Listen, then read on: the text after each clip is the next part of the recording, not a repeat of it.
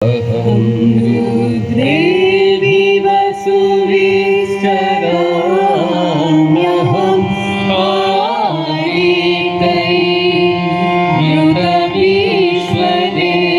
पारितैर्युतविश्वदेवैर्यहम्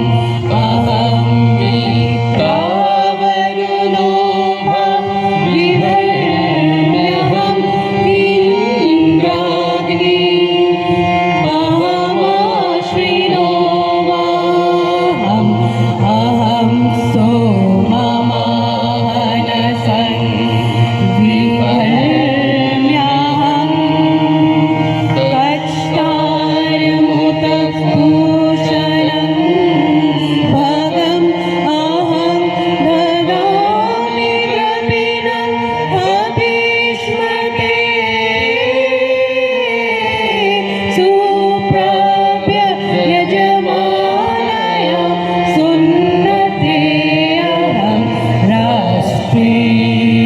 सङ्गमनि वसूनां चिकितुषी प्रथमा यजया नामतं मा देव भजतु पुरुत्रा भूरिष्ठं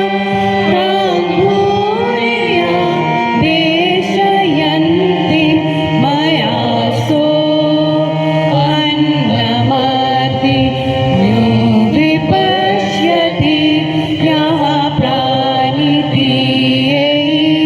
श्रीलोके उत्तम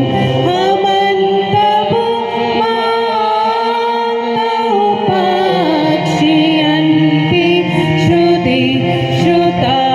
श्रद्धिवन्